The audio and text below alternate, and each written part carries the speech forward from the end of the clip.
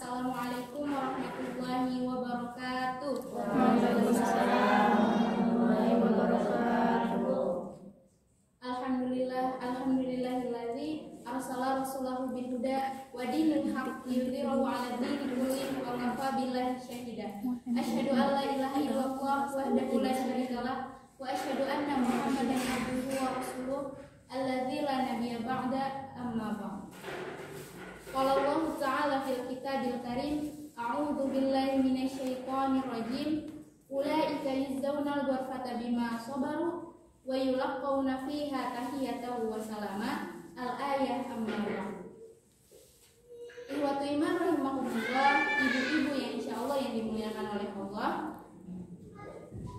Pertama-tama yang paling pertama, marilah kita panjatkan puji syukur kita kehadirat Allah Subhanahu wa taala, yang mana Allah telah memberikan kita banyak sekali kenikmatan yang wajib kita syukuri. Ikhwatu iman rahimakumullah, Allah tak henti-henti memberikan kita kenikmatan. Salah satunya nikmat sehat, nikmat Islam, nikmat tempat, nikmat ihsan yang kita rasakan pada saat ini, sehingga kita bisa bertolabul ilmi, bertatap muka, bermuajahah di musyalah Syekhul Islam ini, yang insya Allah dimuliakan oleh Allah Subhanahu wa taala. Amin ya rabbal alamin. Sebagai contoh ibu-ibu, untuk menambah keimanan kita kepada Allah, sesungguhnya Allah memberikan banyak sekali kenikmatan kepada kita semua tanpa kita sadari. Kenikmatan itu sudah kita dapatkan. Contohnya, Allah memberikan udara yang begitu segar yang kita butuhkan di saat bernafas. Betul? Allah memberikan itu secara gratis, tidak dipungut biaya apapun. Secara gratis, free, tidak dipungut biaya apapun. Bayangkan jika kita bernafas, sekali hirup misalkan bayar 1.000, sekali hirup bayar 1.000, pasti uang kita habis untuk beli nafas doang, gitu kan? Maka dari itu Allah sudah memberikan kepada kita semua oksigen yang begitu segar, udara yang begitu segar untuk kita hirup. Alhamdulillah. Selanjutnya, sebagai contoh juga, Allah memberikan kita cahaya matahari. Allah memberikan kita air yang begitu banyak di muka bumi ini, yang mestinya itu sangat bermanfaat bagi kita semua. Karena air kita butuhkan untuk minum, untuk mandi, dan sinar matahari kita butuhkan untuk tubuh kita, gitu kan. Ketika bayangkan jika di bumi ini tidak ada sinar matahari, bagaimana jadinya? Ada di negara lain, mereka tidak dapat cahaya sinar matahari. Tubuh mereka mudah terserang penyakit, tulang mereka mudah rapuh. Nah, jadi kita bersyukur nih, nikmat kita tinggal di Indonesia yang hampir setiap hari mendapatkan sinar matahari. Alhamdulillah. Maka dari itu, marilah kita senantiasa bersyukur kepada Allah. Terus dengan rasa syukur kita menambahkan rasa cinta kita kepada Allah Subhanahu wa taala. Salawat serta salam tak lupa kita curahkan kepada Khotamul Anbiya wal Mursalin, kepada keluarganya, sahabatnya, dan pengikut setianya hingga yaumul la waqti. Nah, karena Rasulullah telah membawa kita dari zaman jahiliyah menuju zaman Islamiyah. Seperti yang kita ketahui, zaman jahiliyah merupakan zaman, ada yang tahu ibu-ibu? Kebodohan. Zaman kebodohan. Jadi ketika Islam belum datang, bangsa Arab itu ada pada zaman jahiliyah. Mereka itu bodoh terhadap akhlak, bodoh terhadap berperilaku, bodoh dalam kebiasaan, seperti itu ikhwatu iman rahimakumullah. Jadi, nah pada saat itu, saat Islam belum datang, masyarakat Arab tidak bisa membedakan mana baik dan mana yang buruk. Mereka contohnya perbudakan di mana-mana. Terus apalagi contohnya dan di mana-mana. Seperti itu ikhwatu iman rahimakumullah. Bahkan pada saat Islam belum datang, perempuan itu tidak ada harganya. Bahkan seperti sampah. Sampai-sampai ada yang berani menguburkan anak perempuannya hidup-hidup. Nauzubillah min dzalik. Nah, seperti itu keadaan bangsa Arab ketika Islam belum datang. Dan alhamdulillah ketika Rasulullah diangkat menjadi rasul, ketika Islam diturunkan kepada Rasulullah dan Islam disebarkan, semua kebiasaan itu hilang. 90 derajat terbalik. Mulai perbudakan dihilangkan. Contohnya ada yang kenal Bilal bin Rabah. Ya, Bilal bin Rabah itu sahabat Rasulullah. Beliau itu seorang budak dari bangsa Quraisy. Nah, dan beliau itu dibebaskan oleh Abu Bakar. Nah, di situ menandakan bahwa Islam itu tidak ada yang namanya perbedaan-perbedaan. Di mata Allah, semua manusia itu sama. Yang hanya membedakannya ialah tingkat keimanan dan ketakwaan kita kepada Allah. Seperti itu. Jadi ikhwatu iman rahimakumullah, bahkan perempuan pun ketika Islam datang, ibu-ibu nih, perempuan itu dimuliakan oleh Allah. Derajatnya juga lebih tinggi dibanding ayah. Nah, berapa? Jadi ketika Islam datang, perempuan itu dimuliakan, ibu-ibu itu dimuliakan. Bahkan Rasulullah pun memuliakan ibunya, memuliakan ibu susuannya. Seperti itu ikhwatu iman rahimakumullah. Jadi alhamdulillah, sekedar pembuka. Tadi ada ayat yang saya bacakan di mukadimah yang berbunyi a'udzu billahi minasyaitonir rajim. Ulaika yazdawna al-ghurfata bima sabaru wa yulaqawna fiha tahiyatan wa salam. Artinya, mereka itu akan diberi balasan dengan tempat yang tinggi, yaitu surga, atas kesabaran mereka, dan di sana mereka akan disambut dengan penghormatan dan salam. Nah, di situ bisa kita garis bawahi kesabaran, sabar. Ibu-ibu, ikhwatu iman rahimakumullah, apakah ada yang tahu sabar itu apa? Sabar. Tidak tahu. Nah, sabar itu suatu keadaan dalam diri seseorang untuk menahan dari rasa keinginan, untuk menahan dari rasa amarah, untuk menahan dari ketika kita sedang menjalankan sesuatu. Nah, itulah sabar gitu. Kalau pengen buang kotoran harus sabar nggak? Ya? Kalau pengen buang kotoran harus sabar nggak? Ya, nggak bisa sabar. Harus sih.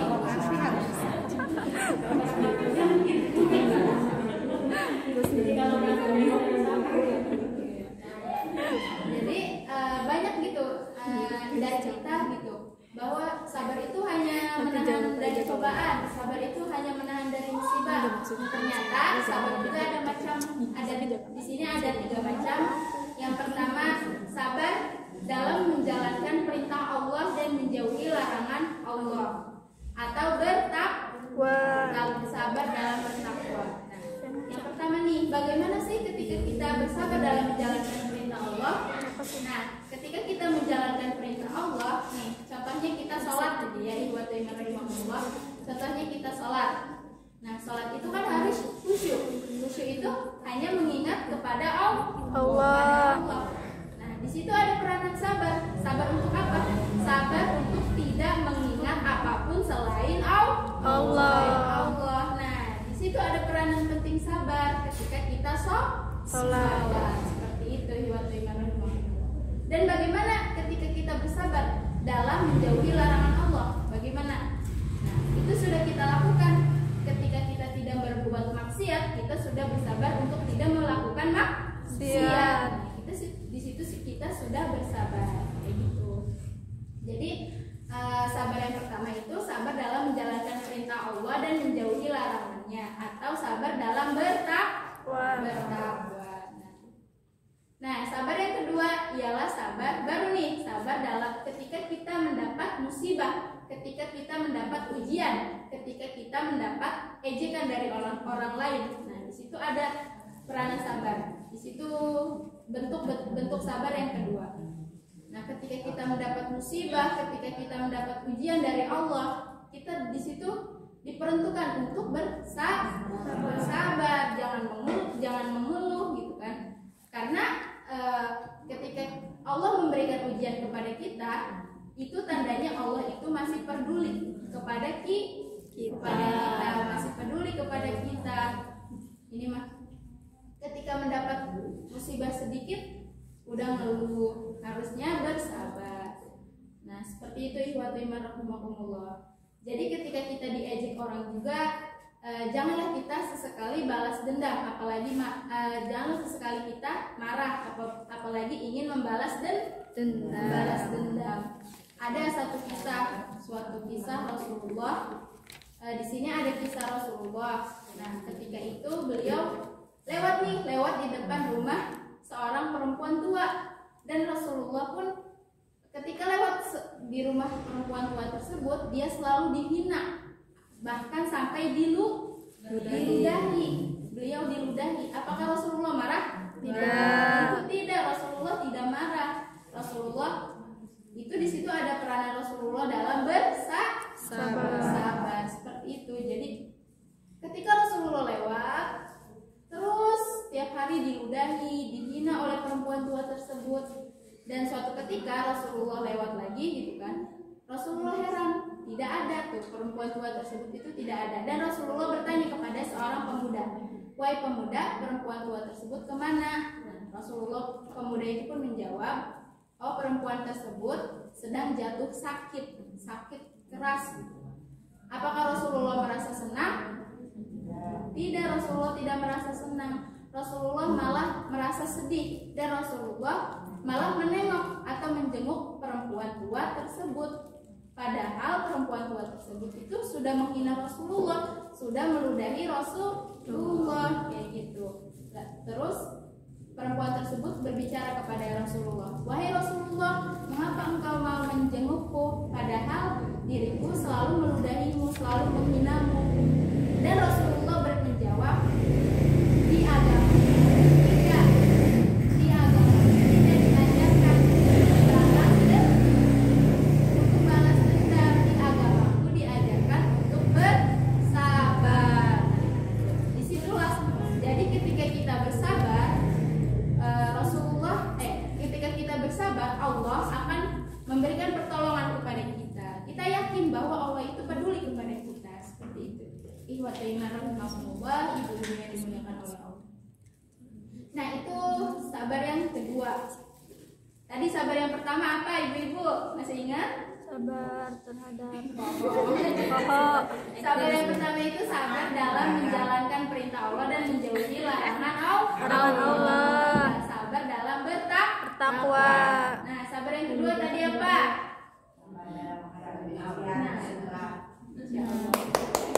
tepuk tangan ibu-ibu. Sabar dalam ketika mendapat ujian dan musibah. Betul sekali ya ibu, masya Allah. Ingatannya masih bagus sih. Dan yang ketiga, ini ada nih sabar satu lagi.